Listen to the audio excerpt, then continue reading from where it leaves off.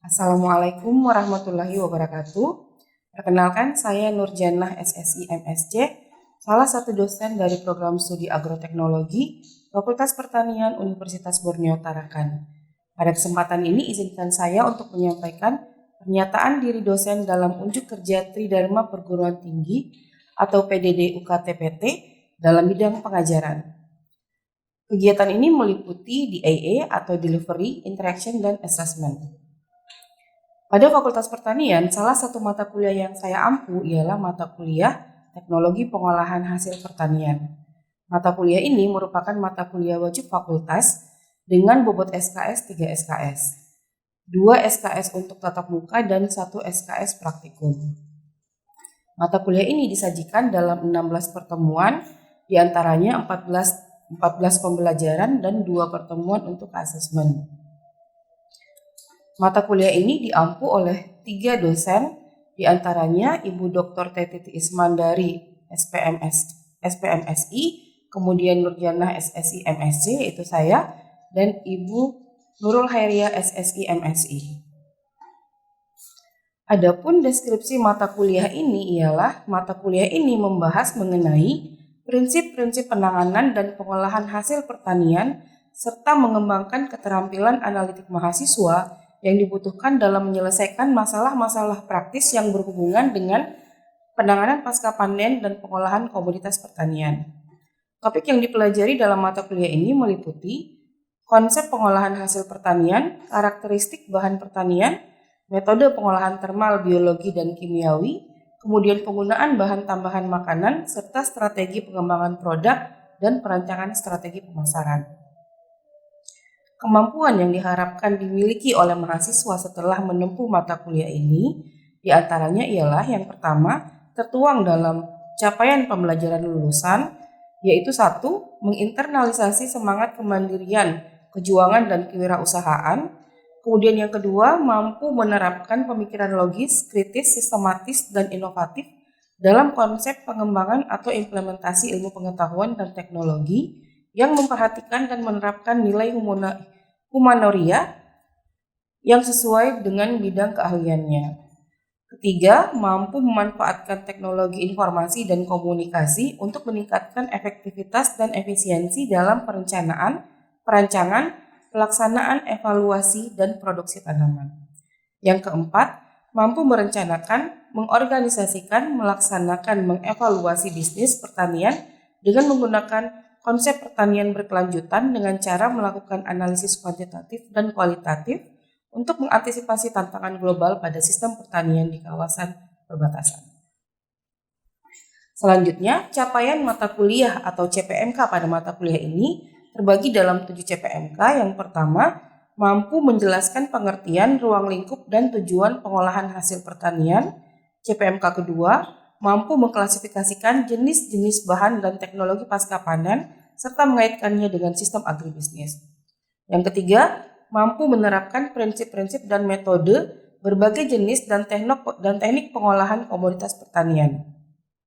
Yang keempat, mampu mengidentifikasi dan menganalisis penggunaan jenis dan dosis bahan tambahan makanan atau BTM pada produk olahan pertanian. Yang kelima, mampu menentukan dan mengkategorikan jenis-jenis bahaya pangan sesuai jaminan mutu pangan. CPMK ke-6 mampu mengaplikasikan prinsip dan mekanisme pengemasan serta merancang strategi pemasaran produk pertanian. Yang ketujuh, mampu merencanakan, merancang, mengembangkan produk dan pengujian organoleptik produk pertanian. Kemudian, materi pembelajaran yang terdapat pada mata kuliah ini diantaranya yang pertama yaitu karakteristik bahan hasil pertanian, yang kedua penanganan bahan hasil pertanian, yang ketiga pengolahan termal, biologi, dan kimiawi, yang keempat penggunaan BTM dan produk pangan, yang kelima keamanan pangan dan sanitasi, yang keenam jaminan mutu pangan, ketujuh pengemasan dan penyimpanan, 8 pemasaran produk pertanian, 9 pengembangan produk dan uji organoleptik. Beberapa referensi yang digunakan dalam mata kuliah ini yaitu diantaranya yang pertama buku teknologi pengolahan hasil pertanian karangan Chania Goer, kemudian yang kedua buku teknologi pengolahan hasil pertanian karya Syakarya Yakbana. Kemudian yang ketiga, buku Teknologi Penanganan Pasca Panen karangan Santoso, Nurjanah, dan Egra. Kemudian artikel-artikel ilmiah yang juga terkait dengan materi ataupun mata kuliah ini juga digunakan sebagai referensi. Selanjutnya, sistem pembelajaran pada mata kuliah ini ialah sistem pembelajaran yang digunakan merupakan sistem pembelajaran dengan metode blended learning, yaitu perpaduan antara offline dan online, pembelajaran offline dan online. Pembelajaran offline itu berupa tatap muka dan praktikum. Kemudian pembelajaran online itu menggunakan LMS atau Learning Management System yang dimiliki oleh Universitas Borneo Tarakan. Kemudian juga menggunakan Zoom Meeting sebagai media untuk tatap muka secara daring. Selain itu, mata kuliah ini atau mata kuliah Teknologi Pengolahan Hasil Pertanian juga berkontribusi dalam program MBKM atau Merdeka Belajar Kampus Merdeka. Mata kuliah ini mengikuti program pertukaran mahasiswa merdeka. Juga selain itu, mata kuliah ini juga merupakan mata kuliah yang dikonversi oleh mahasiswa yang mengikuti program magang merdeka. Metode pembelajaran yang digunakan adalah metode Student Centered Learning, di mana teknik yang digunakan berupa ceramah, small group discussion, kemudian cooperative learning, collaborative learning, contextual learning, project-based learning, case method, team-based project, dan metode-metode lain yang setara. Penyampaian materi pembelajaran itu dilakukan dengan menggunakan media PPT secara langsung dengan cara ceramah. Kemudian untuk meningkatkan interaksi dan keaktifan mahasiswa, dosen biasanya melakukan upaya-upaya seperti memberikan pertanyaan atau pernyataan yang mampu memancing mahasiswa untuk berpikir kritis serta menyampaikan opininya terkait materi.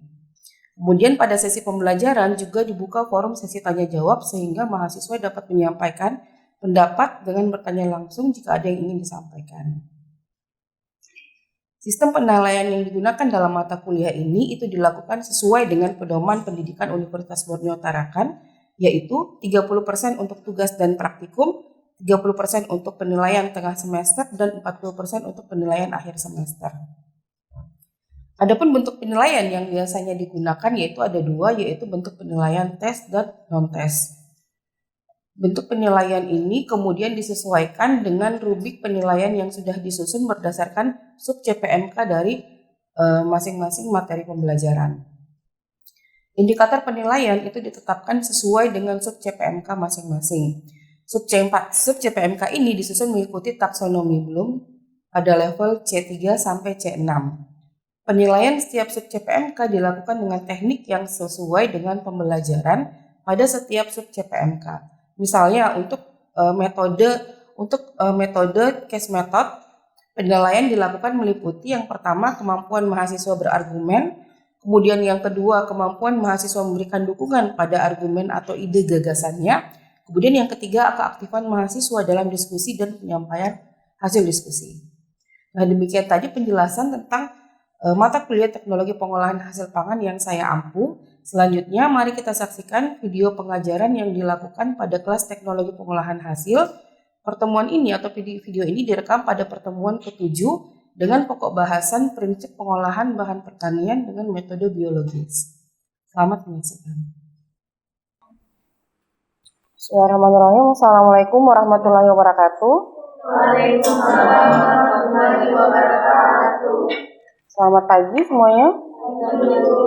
Jadi hari ini adalah pertemuan minggu ke-6 ya untuk mata kuliah Teknologi Pengolahan Hasil Pangan, dan hari ini kita akan membahas tentang pengolahan biologis.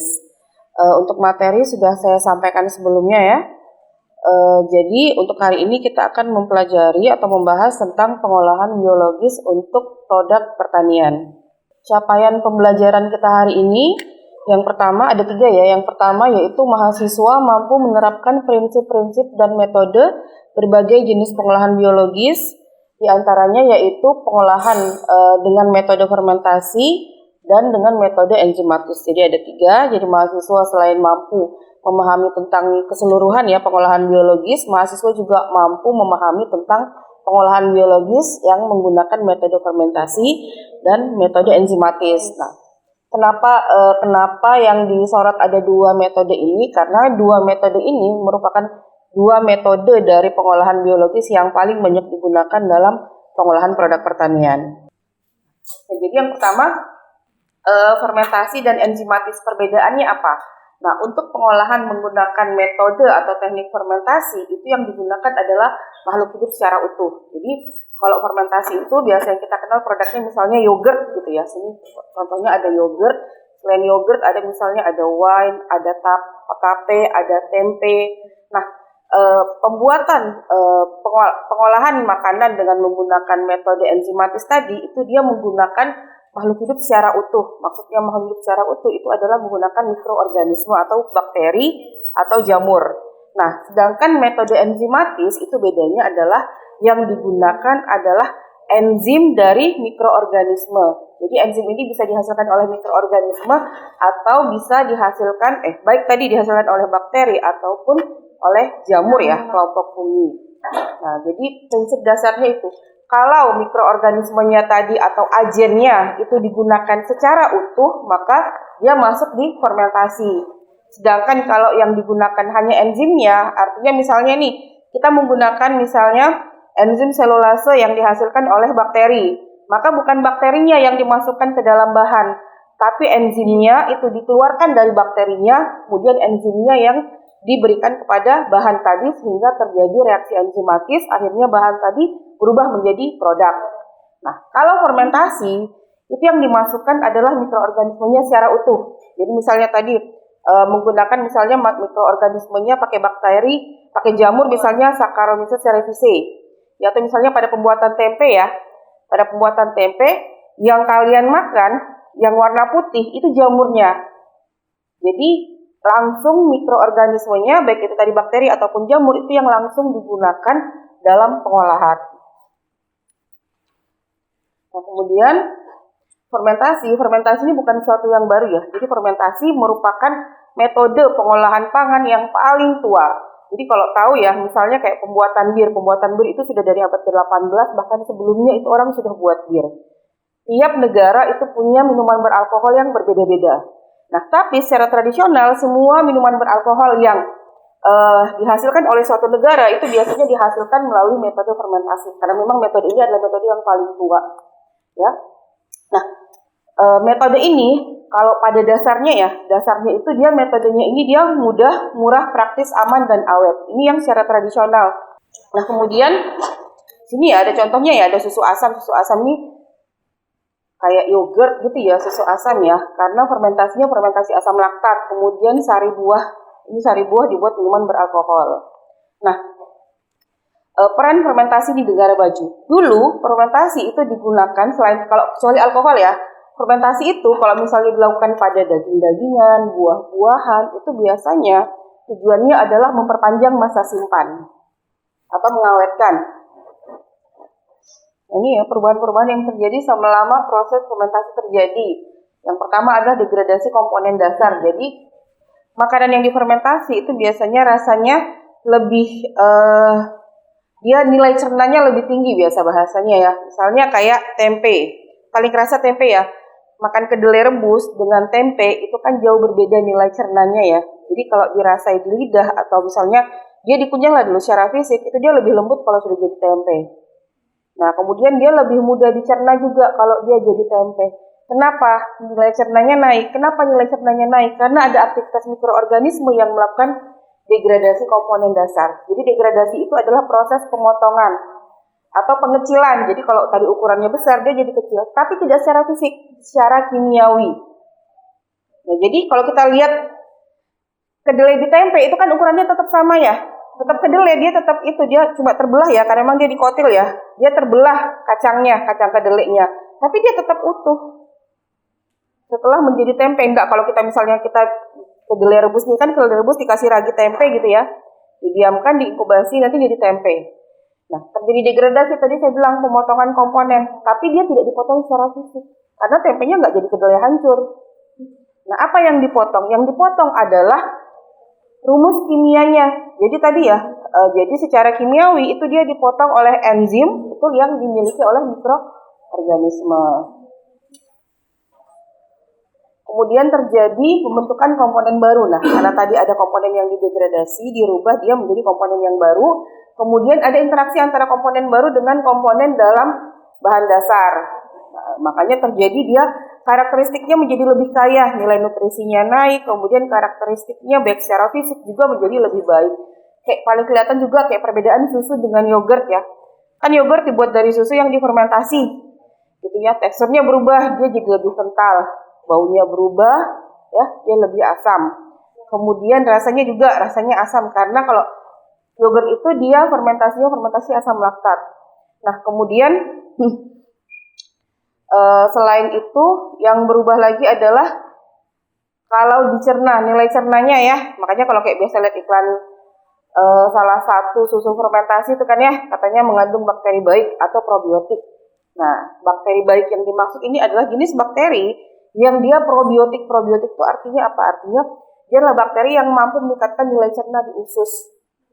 Nah, sehingga kalau bakteri itu jumlahnya banyak dalam usus kamu, dia bisa membantu kamu mencerna dan menyerap nutrisi. Akhirnya makanan yang kamu makan, misalnya nilai nutrisinya pun sedikit, misalnya kayak makan Indomie, tapi karena di perut kamu ada bakteri probiotik yang punya kemampuan membantu meningkatkan nilai serapan nutrisi, maka sesedikit-sedikit nutrisi yang dikandung oleh Indomie itu tetap terserap oleh kamu. Nah, tapi misalnya kamu makan makanan bergizi nih, makan soto, misalnya makan soto daging gitu kan ya. Tapi karena di perut kamu kondisi mikroorganismenya nggak baik, ya nggak sehat secara biologis dalam usus kamu, bisa jadi soto daging yang kamu makan itu nilai serapannya nggak begitu banyak. Kamu makan daging tapi yang keluar juga masih daging. Kenapa? Karena nilai serapan tadi, nilai cernanya rendah. Nah, sehingga nutrisi yang kamu peroleh meskipun kamu makan daging, teman kamu makan mie, sama aja nilai nutrisinya. Kenapa? Karena kondisi perutnya tadi berbeda. Nah, itu bisa terjadi ya. Nah, kemudian kita masuk ke yang enzimatis. Ini contoh-contoh produknya ya, ada yogurt, ada wine, roti, tape, tempe. Nah, kemudian yang enzimatis, kalau pengolahan enzimatis tadi sudah ada ya, metode dasarnya, karakteristik dasarnya adalah dia tidak menggunakan whole mikroorganisme atau seluruh makhluk hidupnya ya, tapi yang digunakan hanya enzim yang dihasilkan oleh mikroorganisme. Nah, enzim itu apa sekarang pertanyaannya? Enzim merupakan kelompok di atas. Kelompok protein. Jadi enzim itu protein. Enzim itu dibentuk oleh protein, sehingga sifat enzim itu mirip dengan sifat protein. Sifat protein misalnya salah satunya dia tidak tahan suhu yang terlalu tinggi atau suhu terlalu rendah. Nah, maka enzim juga bisa rusak pada suhu yang terlalu tinggi atau terlalu rendah. Nah, kemudian bersifat spesifik. Dulu kalau saya kuliah dosennya suka bilang, enzim itu bersifat setia. Jadi, kalau enzim itu kan ciri-cirinya dia namanya diakhiri dengan kata ase ya, kayak selulase, maltose, apalagi dehidrogenase, apalagi enzim, amilase. Nah, setianya sama apa? Setianya sama yang di depan namanya. Jadi penamaan enzim itu berdasarkan komponen apa yang mampu dia bongkar. Dan kalau amilase berarti dia mampu membongkar amilum. Maka enzim amilase itu tidak mampu membongkar molekul yang lain. Misalnya ada laktosa, dikasih amilase, laktosanya nggak akan berubah. Si enzim ini akan diem aja, nggak akan diapa-apain si laktosanya.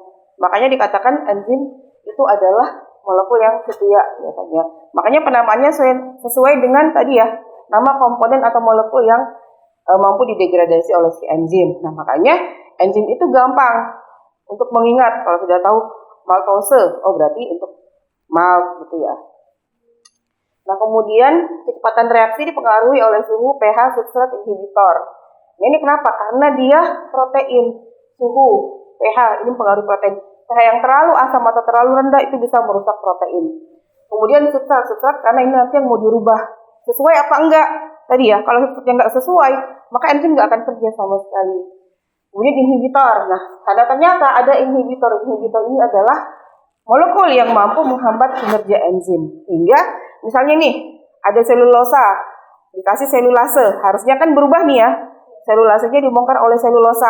Nah, tapi karena ada inhibitor, maka tidak bisa terjadi perubahan. Karena si inhibitor ini akan mengunci enzim. Nah, sehingga enzim pekerjaannya terkunci. Nah, kemudian enzim bisa diperoleh dari mana? Bisa diperoleh dari tanaman, hewan, kemudian mikroorganisme. Sampai sini ada yang mau ditanyakan?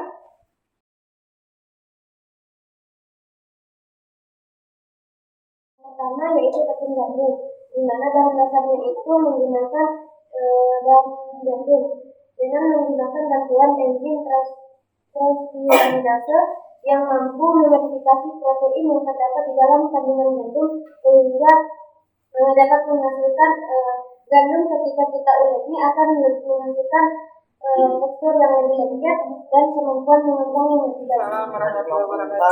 Dan membacakan hasil diskusi tadi terkait hasil pengolahan produk pertanian dengan fermentasi, di mana yang pertama tempe adalah produk fermentasi yang populer di Indonesia dan dibuat dari kedelai. Kedelai direndam, direbus dan kemudian dicampur dengan kapang Rhizopus oligosporus. Proses fermentasi mengubah kedelai menjadi tempe yang kaya protein. Oke, jadi ada cuka ya, kayak tahu ya cuka apel. Cuka apel itu terbuat dari fermentasi jus apel. Ya, baik, terima kasih atas kesempatan yang telah diberikan kepada kelompok kami. Di sini kami dapat bagian dari fermentasi yang dimana hasil pertaniannya itu seperti bumbu kacang itu dapat dihasilkan produk yaitu oncom. Nah, terus ada juga ubi yang dibuat jadi Kita cukupkan pertemuan kita hari ini. Semoga apa yang kita lakukan bisa bermanfaat. Ingat untuk terus diulang materinya di rumah, ya, dipelajari lagi, kemudian dipersiapkan juga materi untuk pertemuan berikutnya. Baiklah, sekian. Selamat pagi. Assalamualaikum warahmatullahi wabarakatuh.